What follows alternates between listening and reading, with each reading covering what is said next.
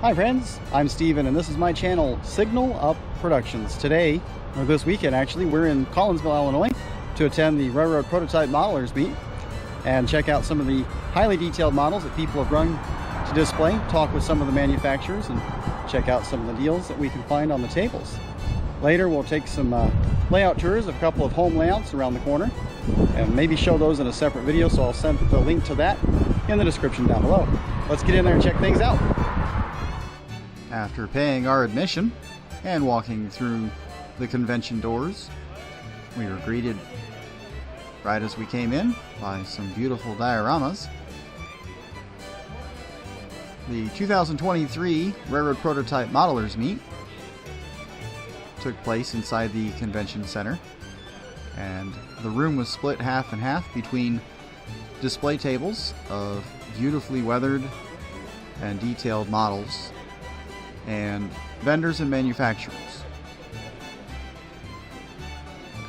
This year's admission price was $35 to attend both Friday and Saturday, or just $25 to attend just on Saturday. The majority of the models on display were just the trains by themselves on the table, but there were a few people that had brought dioramas to display as well.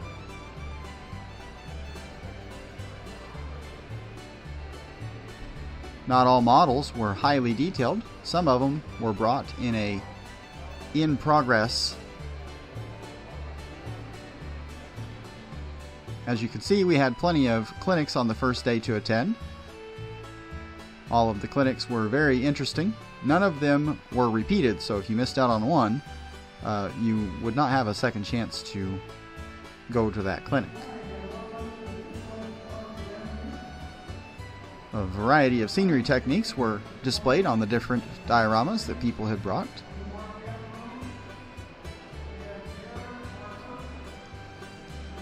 This diorama here was built in scale.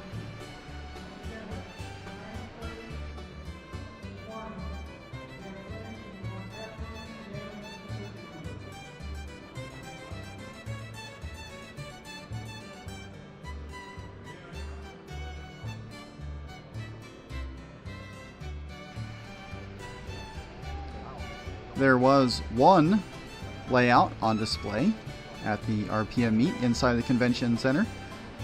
This layout here is built to the Fremo standard. It's an HO scale standard for modules that have more flexibility in how the layout is set up and typically run in a point-to-point fashion. Other than how the modules meet on the ends, there's a lot of flexibility in how a person can construct their modules.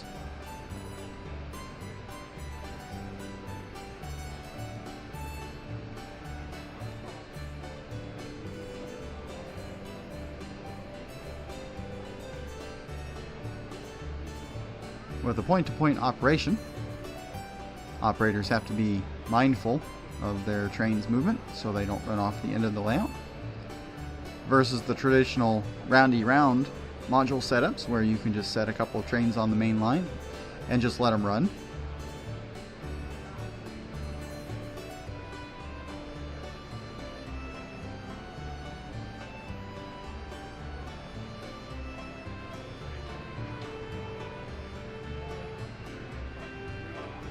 Operators were responsible for keeping an eye out ahead for any oncoming trains and coordinating their own meets in the different passing sidings.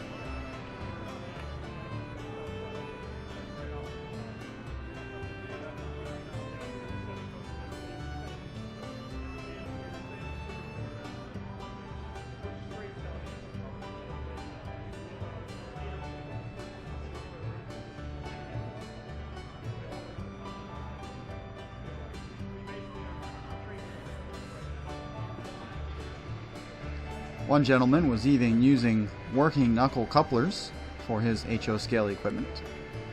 These couplers were made by Sargent. To my understanding, Sargent went out of business and sold their molds to another individual who will continue making that type of coupler.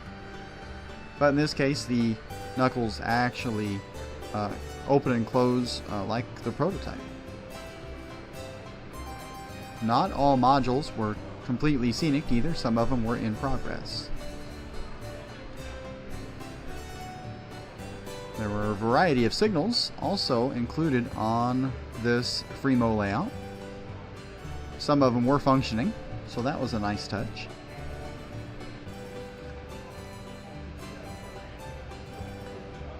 Fremo is growing in popularity around the United States. There are many Fremo groups that join up at meets, and that's the nice thing about this standard, is that if you have a module built to Fremo standards, you can show up to these meets and include your modules in somebody else's, some other club's layout design.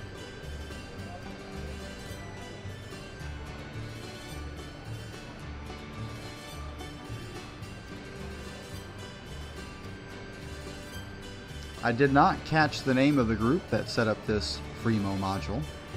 So if this is part of your group, if you set up at the 2023 RPM in Collinsville, go ahead and leave that comment down below and let us know the name of your organization.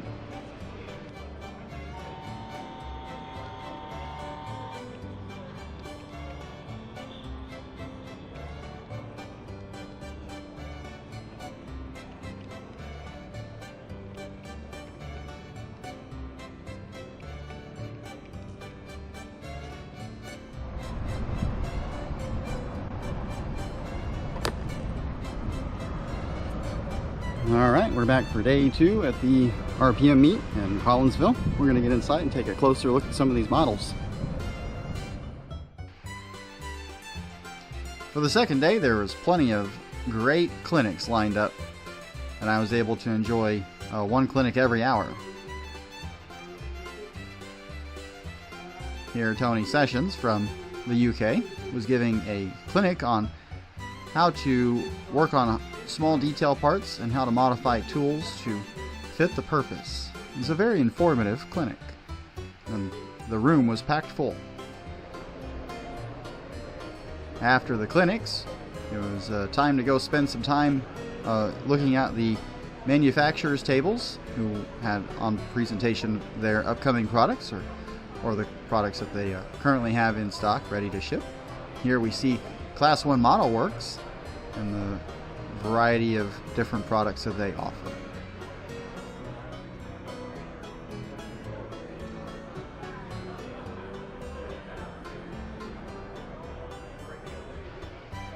Besides the big name manufacturers, there are also a lot of small specialty manufacturers on hand, showing the different products that they create.